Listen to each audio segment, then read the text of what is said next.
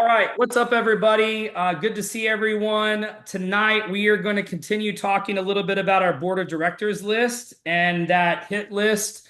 So, for those of you that are new tonight, we're going to catch up a little bit on what we've been doing in the first couple of sessions.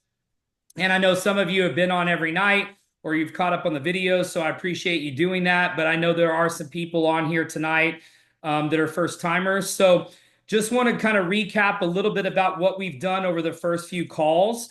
The first thing is that you should always have this hit list, this top 10 list, this board of directors list available anytime. And the reason I say that is because this is really like it's like the most critical part of your business. You should constantly be growing it. I talked in the last couple of sessions about how you don't want your list to get stale. You constantly want to be evolving it. This meeting that I just did at my house here actually was for a guy, and I don't know, I think I may have talked about this on the other mentorship group, but a couple weeks ago, so it wouldn't have been this mentorship group, it would have been the last one, but a couple weeks ago, I was getting my car washed, and a young sharp kid came up to me and asked me about my G-Wagon and what I did. And so we started talking, and I invited, well, first we connected, and then we started following each other on Instagram, and then he reached out about advice on entrepreneurship, and then I invited him to one of our events in Dallas a couple weeks ago. So he came, and when he came to the event at Foundation Room a couple weeks ago, he said, my parents have been in network marketing my whole life. And he goes, they're not doing anything currently. Would you mind talking to them, meeting with them, and showing them this? He goes, I think they would really like this. And I was like, yeah, but the reason I bring this up is because you can't ever turn your business off. You need to be on your game all the time, because you never know when the opportunity is going to present itself. And the thing that I always come back to as you're building your contacts is you should always be about adding value. Because Cannon, when I met him at the car wash, he said, I'm an entrepreneur. I've decided not to go to college. I just got out of high school. I decided not to go to college. I'm an entrepreneur. I'm working here at the car wash to help fund my technology company. I'm trying to build apps. I taught myself programming. He's like, would you mind talking to me about marketing and branding and how to promote my app? Because I was telling him about Bright Life and what I did, because he asked. And so he goes, and I was like, sure, man. I'm like, I'll give you some pointers, and trust me, I've made a ton of mistakes, and I can tell you a few things that'll help you, save you a ton of time and headache and hassle. And so we just started building. I didn't try to like recruit him. I didn't know his parents had been in the industry. I didn't know any of that. I was just trying to be nice to a young sharp kid, because remember, at the end of the day, I wouldn't have been here if I hadn't gotten mentorship, if somebody hadn't taught me. That's one of the reasons why I'm doing this mentorship series, right? Is to give back. And it's an important part of what we do. And so I didn't try to recruit him right away. I mean, that's the thing. A lot of times people are like, they get into this like mode where it's like, it's almost like desperation. They're like needy, and people can feel it. You're just like clingy, and it's like, it turns people off, because you're about me, I, instead of being about them and trying to add value and trying to give back. And, there's so many things about that formula. When you go with value, when you give back, when you lead with that, good things are going to happen to you. It's not like I was trying to be nice to him so that I could recruit his parents. I saw like a version of me in him. It's like, I've always been an entrepreneur. I've had great mentors. My dad was my best mentor.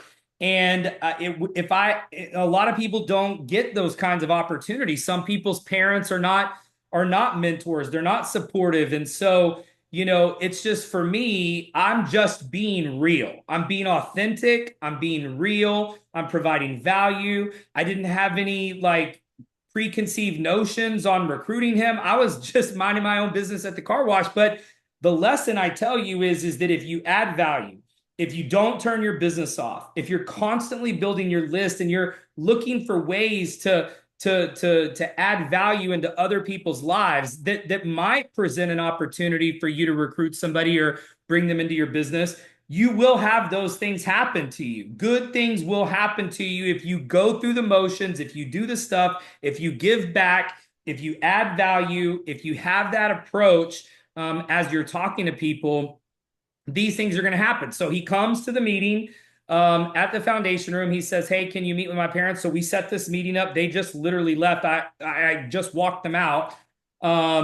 They've been here for 2 hours, and so it's like, you know, they're going to be amazing. I mean, they've been out of the industry for a little while. They've had success. They were blown away by what we've built at Bright Life. They were blown away by the comp plan, by how simple it is. You know, and this all happened from somebody coming up to me at the car wash. And the reason I wanted to bring that up is because not only because it just happened, but also because it's a reminder that your hit list, which is always right here with me, and it's whenever I travel, I take it with me. I have my notes. I have Cannon's name in there. You know, once I started talking to him on Instagram, then we were doing the event at Foundation Room, and I was like, "Hey, Cannon," I'm like, "You want to come meet some other entrepreneurs, some other people that are out there, movers and shakers?" And I gave some examples of some people that were going to be at the meeting in the event. And I mentioned Tiffany. You know, Tiffany does our social media, and so she's really good at social media. She knows a ton of people in DFW. You know, so I'm just like, "Hey, do you want to come up here and meet some of my entrepreneurial friends and be around some awesome, positive people?" And that was the way I invited him, you know. And the thing is like, why wouldn't he want to come up there, right? So he drives from all the way down from where I live, so it's a pretty good trek, and came, and now, you know, his parents are going to be signing up, and I mean, they have the potential. They could get recognized. I bet they could rank up before Vegas, you know, so they could get recognized at Vegas. And I tell you this because you've constantly got to be working on your list. You can't ever turn your business off. You don't have to do Bright Life all the time. But my question is Bright Life in you? Like, are you thinking about it? Are you thinking about ways you can share it with people? Are you thinking about ways that it could add value to people's lives? You know, family vacations, families that are doing kids gymnastics or sporting events and spending a bunch of money on club sports or club travel. I mean, there's just so many ways where if you don't turn your business off and you're working on your hit list and you're constantly inviting and trying to add value and trying to give back and not being needy and not being in scarcity mentality, but being in this abundant mentality where you're willing to help people, you're willing to talk to people, you're not afraid, you're not embarrassed, you're not shy. Because to me, when you know you have something good, when you know you have something that can help people, that could change their life, that could make an impact, that could make a difference. I mean, there were so many synergies tonight with this couple, our backgrounds, where we're from, where we went to college. I mean, it was just like all of these different things. And I met their son at the car wash, you know? But it's like, because I don't turn my business off, because I try to give back, because I try to help, because I lead with value and try to do the right thing, these opportunities present itself. And so you won't just have the opportunities that you think about. You're going to also have the opportunities that you don't expect and that sometimes just fall into your lap because you're doing things the right way. And so I wanted to talk about that tonight. And so for those of you that have already been on and have your top 10 list, what I'd like to do, since we got a little bit of a late start, is if you have any updates from your top 10 list, from your invites, from your exposures, if you could type them into the chat box so we could kind of walk through some of those things. I want to talk about some things to do to get your percentages where you want them to be, because we've been talking a lot about inviting. And I told everybody to go back and watch the first video in the 3-video series that's on the Bright Life Blueprint on inviting, because I really didn't want to rehash all of the inviting stuff that I've got an entire video already on. So that was one of the first assignments, was for everybody to go watch that video on inviting, because that's exactly what I would be telling you to do.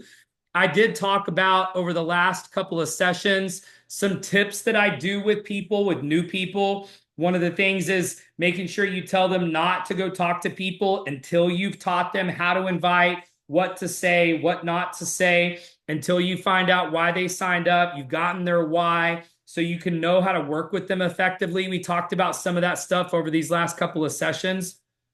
But in the last session, we were just really going through people's lists and talking about how to answer questions, how to handle people that are too busy, how to handle people that, you know, that you can't pin down or you can't get them to commit to a meeting or to an exposure. And so we've gone through a lot of that over the last couple of sessions.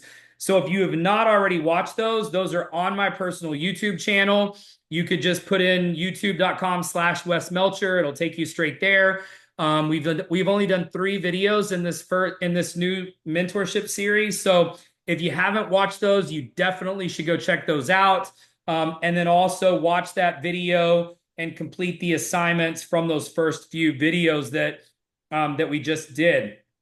So with that being said, if you guys have some updates on your top 10 list, on your board of directors, on those that A team of people that we've been trying to contact, I'd like to see kind of how things are going.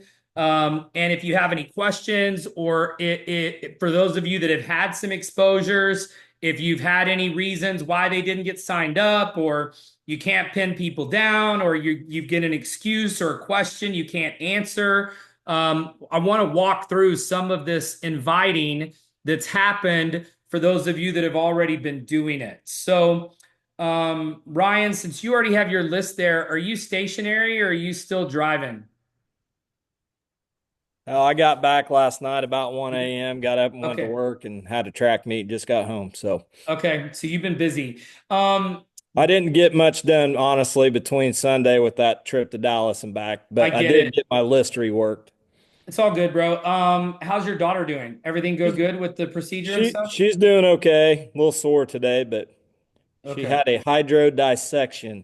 I got to watch it. It's kind of neat, but I don't know what that means, but I don't like, I mean, if I have to give blood or like lots of or needles needles. or anything, I don't. It's so crazy because everybody in my family except for me and my dad are in the medical field. So my mom has been a nurse longer than I've been alive. My sister is a doctor. My brother sells skin Nice. and pharmaceuticals, and I don't even like my own blood. So there was some chromosomal difference for us on that, but I I'm glad understand she's doing that. good. But I did get it reworked. I do have one coach I worked with. He was going to watch the video tonight when he got home from the track meet. Okay. So looking forward to that. Our team's growing a little bit. Justin's on here, who's on my team tonight. Okay. Uh, we've got several going in the next 12 hours, we think. Good. So we're No, moving. no think.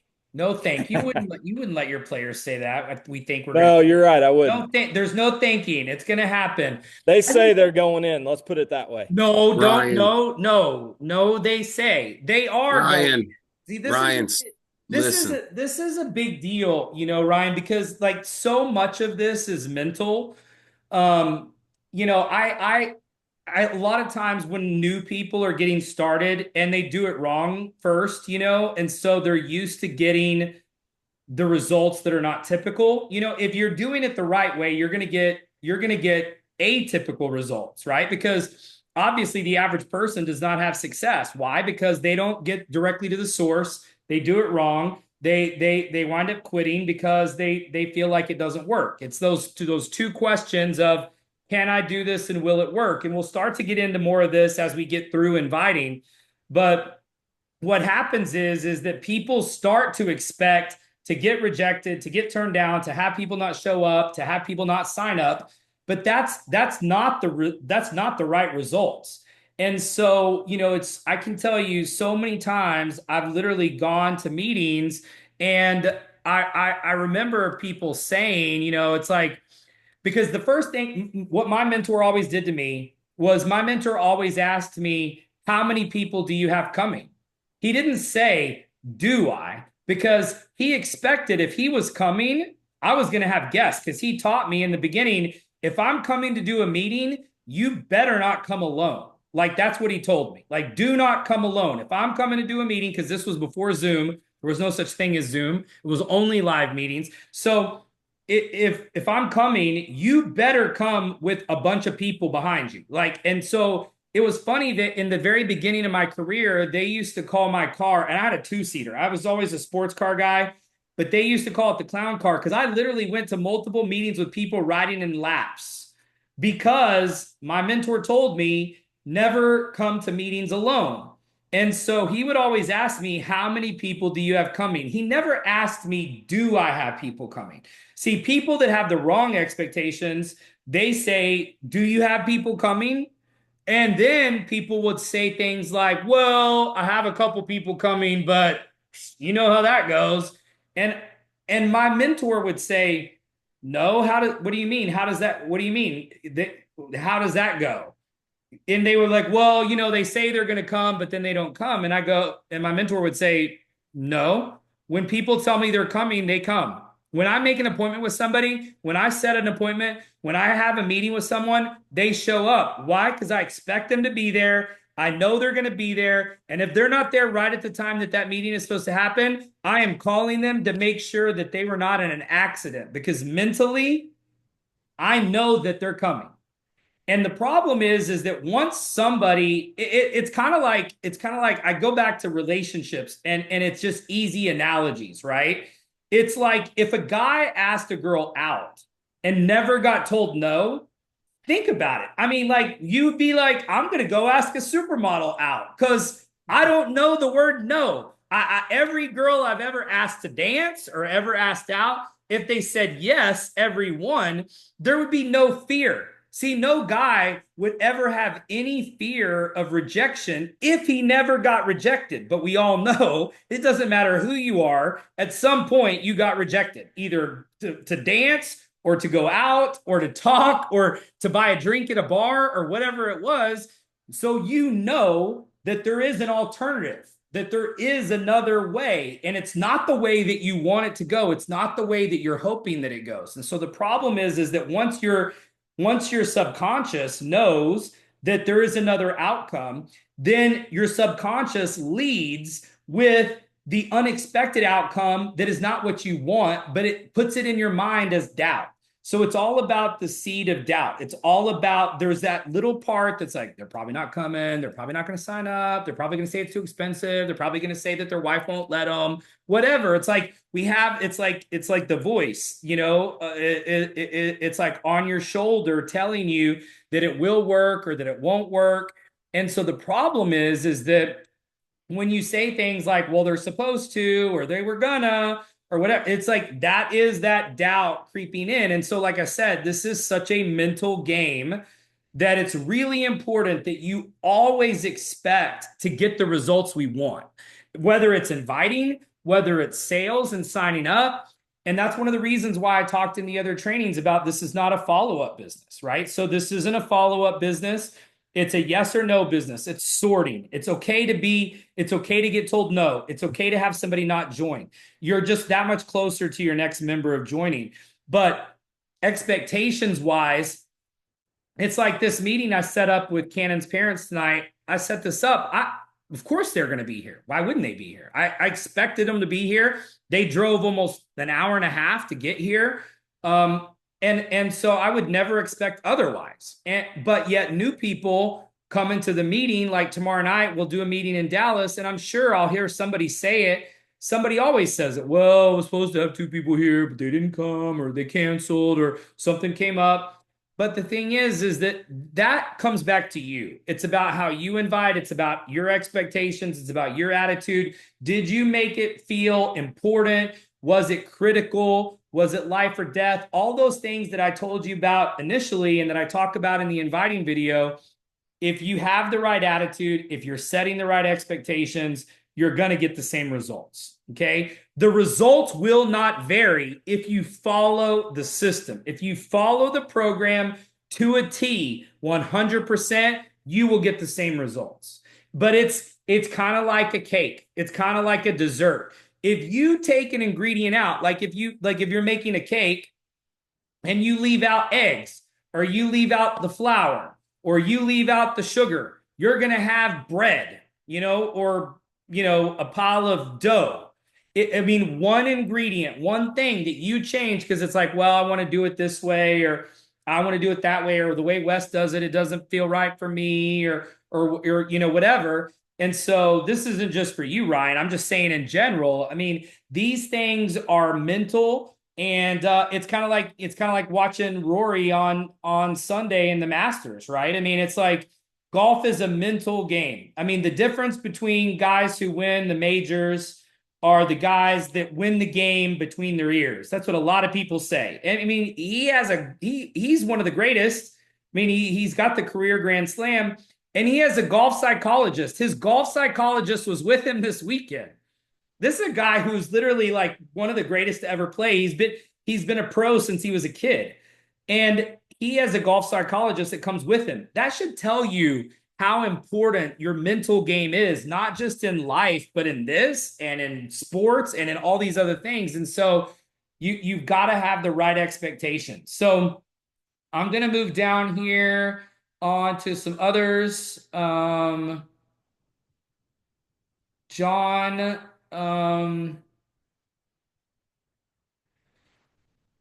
let's see here.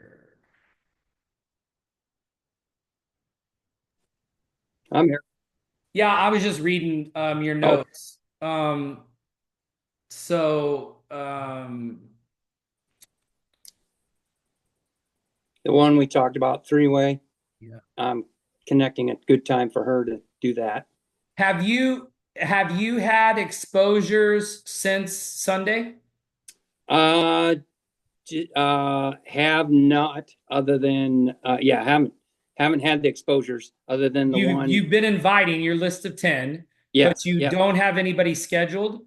Correct. Or you haven't showed anybody yet? You do have some scheduled? Haven't showed it yet, no. Haven't showed, but you do have some scheduled? Yeah, I have one scheduled tomorrow morning, actually. Okay. That I'm meeting with Janine. Okay, perfect. Will you text me and let me know so that I can be on standby for your three-way on that one? Yeah, I can. Yep. Okay. And then Sheree be the one for the three-way, but the other one was just kind of connecting, trying to get schedules connected. Well, the deputy Nate, he's got a crazy schedule. Getting him and then the other one that I got with on Sunday. She's a coach and track coach and teacher, so probably going to have to work out getting her in on a Sunday evening. You can't get her in at night, like on one of the Zooms at night? Their track season, a lot of track meets hitting right now, so she doesn't get home till like late in the evenings after 8:00. Oh, really? Yeah. Nice. Yep. Wow. Okay. Yeah. It's a coaching thing. Yeah, no, I get it. So it just goes back to, priorities, right? Because once again, the problem is if you let them use any excuse, work, right, non-work, track, practice, whatever, remember, you're now up against whatever you're going to show is nowhere near as important as whatever the excuse was that they gave you. I'm not saying that she's going to be impossible to pin down. Yeah. But if you reach them, remember, we need to get them scheduled when we reach them. So something tells me that there would be a way for her to give you 15 minutes sometime before Sunday. Now, I don't know when it is, and maybe it's not at, if she's in Central Time Zone, maybe it's not at 8:00. I find it really hard to believe at 8, because it's dark in most places, that they're still at the track meet, because it's a daytime sport. So, I mean, it's possible, but not every night. So the reason I bring this up is because a lot of times people are used to giving smoke screens. That is their excuse for everything, right? And it's the same thing in relationships, right? Like they blame it on the way they were raised, or their parents, or their mom, or their dad, or whatever, right? It's like their normal MO. And I'm just using her as an example. I don't know that this is the case, But once again, if you're having to call the same person multiple times, Right. if they've already put you off once, they are going to be very difficult to pin down. Yeah. Because they've already smoke screened you. I mean, if you told her you had a way where she could collect $1 million, you don't think she'd give you 15 minutes before Sunday? Yeah, exactly. Well, so yeah. So the problem is then if you know the answer to that, Yeah. then the answer is you didn't make it feel like it was important enough for her to take 15 minutes of her time because it wasn't as important as $1 million, which Yeah. you and I both know that this could be more than $1 million and it could Yeah. change. It could be generational wealth. Use my $1 million voice. Yeah. Yeah. I did. Well, and like I said, and look, I mean, hang on one second. I got to let my daughter in. Hang on one second. Tommy. I'm here. All right. It was funny you talked about the guy at the car wash today, because at work today there's a benefits guy come in and he's talking to one of the workers, and so I'm sitting there and taking it all in, and was that I'm sitting there thinking, this guy, don't pass this one up. Need to talk to this guy. Gets done, and I got his car. It's like, hey, you want to add to some of you're great at what you do. You want to add another benefit to what you're doing? Yep. And he's like, here's my card. Give me a call. 100%. But that's really good. I'm really glad that you did that. Here's one thing though. When I try to meet people out and about, and I'm glad you brought that up because I'm going to give you guys a pointer that we used in the last mentorship group, which worked really well. Especially for people that are new in areas. We have a couple people in the other mentorship group that had just moved to Pennsylvania from New York. And so they didn't really know anybody there. So I taught them about how to get people's contact info. So one of the things is the first thing on networking is you always want to get people's info. And so for me, one of my tricks was I never had business cards in my entire life because my mentor taught me that if you have a card, then they will ask for your information and you won't always get theirs. But if you don't, it gives you an excuse to say, I don't have a card, let me get your number. And so I never carried business cards. People would always ask like, hey, why don't we have business cards? I'm like, I don't want you to have a business card because it puts you in control of the information. So you should always get their information, number one. And so don't ever get Bright Light business cards. And because if you have a business card, I never in a million years heard of anybody, because there were some people in World Ventures that got business cards made and I always laughed. But nobody ever told me, and I did this training all over the world. Nobody ever told me, I'm like, hey, if anybody ever got somebody to call them back off a business card and they joined your team and became a superstar, could you please stand up or raise your hand? And like, it was always crickets, right? Because I mean, I have a pile of business cards, but I get their info. I want to be in control of the information. But one of the things that I do is I always try to use their value add, their whatever their story is, whatever the reason is I'm getting it for them versus me telling them I have an opportunity for them. I have a gig, I have a thing, I have something I want to show them. Because to me, when you're meeting somebody that's a stranger, it's a natural defense mechanism because people don't want to be sold. Right? They don't want to feel like that they're being taken advantage of, that they're getting duped, that somebody's doing something to them. So one of the things that I do to get people's information is kind of like what I did with Canon, which is, hey, let me just get your information. I'd love to follow up with you. I'd love to hear more about what you do. Oh, wow, you do that? Man, I'd really love to hear more about that. I would love to, meet, see what it is that you do, what you sell, what your company is, what your business is. I don't say anything about me unless they ask. But one of the things that's good is if you start with that, then naturally, if you're asking them about what they do and you're interested and you're genuine about it, then a lot of times those questions get reciprocated back to you. And so then you wind up having them ask you, and then you can tell them about it. But if you're the guy who's like, yeah, I've got this thing and it's like, I really want to get you in on it. Oh man, it's like ground floor. It's like, then you sound like almost like the crypto bros or something where it's like, oh, I've got this investment, man. You really got to hear about it. It's like, it's the hottest thing since sliced bread. To me, it automatically sends off alarm bells. And so I always just try to make it all about them, build value, make a connection. And the motto should be friends first, recruit later. And you can't be friends with somebody unless you have a genuine relationship. And so I didn't even talk to Cannon about coming to the meeting until we had multiple conversations on Instagram about his app and what he was doing. And he had asked a lot of questions about what I did. And so the conversation moved that way even faster than it would normally.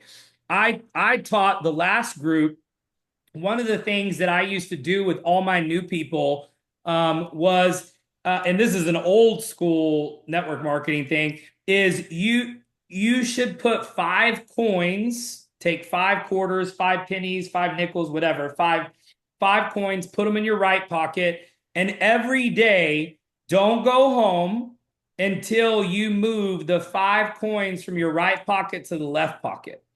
And you can't move a coin until you get somebody's contact information. So literally, that means that if it's the end of the day and you have not moved your 5 coins, you can't go home yet. That means you need to go to the mall, you need to go to the car wash, you need to go to the store. I meet people at the grocery store all the time. I'm a friendly person. I mean, I'm a networker, right? So it's like, it's easy. Like if I'm at the deli or I'm waiting for my cheese to get sliced or I'm buying fillets at the meat market in the grocery store, if somebody's there, I'm like, hey, or if somebody's wearing a jersey, I'm like, hey, is that your favorite team? Or, or, oh, I like that team too, or I like that player too, or whatever. Like I'm finding things to talk to them about. And so, for me, I always try to build a relationship with someone first. I'm not thinking anything about why I want to meet them or why I'm trying to build my contact list. I always just make it about them. And so that's how I got so good, was just being cognizant of meeting new people. So here's the thing.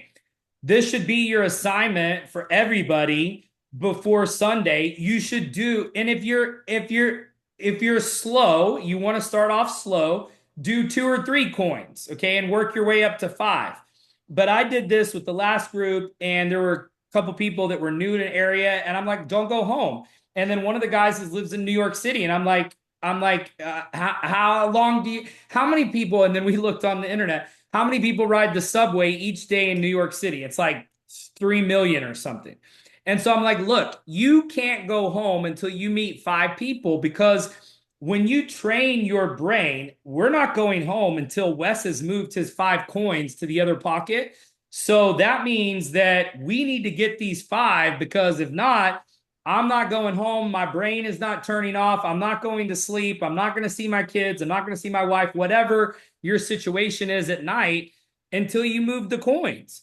And this should be your make or break deal. Like, you don't go home until you do, because then what happens is you train yourself, and you're not going to do this, I'm going to drive to the mall, because that was usually my, like, if I was in a new area or a new market, or I was trying to work with somebody that was new, that's to me the best place to go meet people, is the mall. And another good thing is that people that don't have money are not at the mall. So it's a good place to find people that have disposable income, because if you don't have money, you're not window shopping at the mall, right? Nobody's going to torture themselves and go to the mall if they don't have $1 in their bank account. So I always went to the mall to meet people if I was in a new town, or if like I was in town doing meetings and I got in early, I wanted to go build a team there. If I was doing a meeting for somebody else's team, I would go to the mall. And I would go with new people, and I would show them how to meet. I would show them how to network. I would show them how to go up to strangers, how to make small talk in the mall, how to make small talk in the food court, how to make small talk in the elevator. I mean, anywhere I went. And so I would go test drive cars sometimes, in some markets where I wanted to look at real estate, because I always had investment properties. And so sometimes I would set up meetings to go see houses, and I would set up appointments with realtors who had houses listed. And, it's a great way to go meet people. But the thing is you're training yourself how to talk to strangers, how to meet people, how to network, how to build your list. And so start doing that, start with 2 coins and then build your way up if you can't do more than 2. But here's the thing. I mean, it is not hard to meet 5 new people a day if it's conscious. Like if you're thinking about it and you're on it and you start doing it regularly, it's so easy. Most of the people in the last mentorship group, once they did it for a week or 2, they were like, I got 7 today. I got 9 today. I got 11 today. I went to a networking event. I met 15 people there. So we started looking at different networking groups to join, and, joining the chamber, finding meetup groups, Toastmasters, a bunch of that kind of stuff. So there's a lot of ways where you can get out there and meet people and constantly work on your list. Be evolving it, be making changes. But I go back to people who give you an excuse, and just remember, if you get them on the phone, it is your job to get them scheduled, because this is not a business where we want to do the same work over and over and over for the same person. This is why I don't follow up. I only have time because I've got a lot of people on the list, and I'm meeting people daily. I'm meeting people constantly, and I've got thousands of names in my phone. I've got people that have literally messaged me about Bright Life that I haven't even had a chance to follow up with and sign up. And so if that tells you what you get to at some point, because you're constantly meeting people and your list is constantly growing, and so you should never run out of people. You should always have people to invite. You should always have a top 10 list. It should constantly be growing and evolving. It should never get stale. But if you're not evolving it and it's not growing, and you're calling the same 10 people and they're giving you the same excuses every week, every time, you're never going to get through the numbers. You're not going to be able to do enough numbers. You've got to get through the numbers. You've got to get through the no's. You've got to expose people. You've got to either push them in or push them out. That's it. I mean, that's your choice. So a lot of times people are like, well, Wes, I don't want to be too pushy. It's not about being pushy. You're just not being confident enough. You're not making it sound exciting enough, critical enough that they take 15 minutes of their time. We're not asking them for 15 hours. We're not asking them for 15 weeks. We're asking them for 15 minutes or 20 minutes. I mean, if they're watching the video, it's 17 minutes, or the short video on the sign-up page is 11 minutes. Then you've got, a live Zoom. I've been going a little long lately because we've been doing live testimonials, but it's still only 25 minutes. I mean, it's not a lot of time. And so you're just not confident enough, excited enough to get people to realize this is like $1 million, right? You can't say that, but your attitude, the way your confidence is, the way you carry yourself, the do or die, this is critical, life or death, like that needs to be the vibe that you give off, not in a weird way, but in a confidence way. Because you can't be calling the same person over and over again. These lists should be changing all the time. Every time I see the list, it should be new. And we're only meeting Sundays and Wednesdays, right? So that means that you've got from now until Sunday to call 10 people. I mean, this list should look totally different on Sunday night for all of you, okay? So you should all have plenty of time to get through a list of 10 and to expose them all. If you're not doing it right, okay? You're taking excuses, you're getting put off, you're having people stand you up, you're having people no-show you, you're having people give you whatever their reason is for why they can't do it.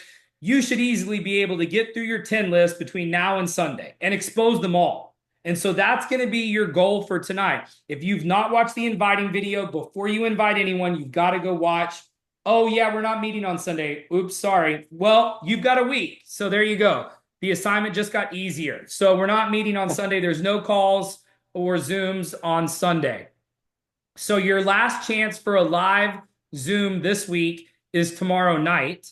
And then we are doing the training on Saturday, but there are no calls on Sunday. So we will not meet again until next Wednesday, unless you guys want to meet on Monday. Well, you guys decide. We can wait until Wednesday, or if you guys would rather do another session and meet on Monday, we can meet on Monday. So why don't you guys just vote really quick, Monday or Wednesday? We can do another one on Monday. I'd rather not go a week, but we are not doing it on Sunday. Sunday's Easter, so there's a couple of Mondays. Are y'all good with Monday? Can anybody not do it Monday? Does Monday not work for anybody? All right, cool. All right, this looks good.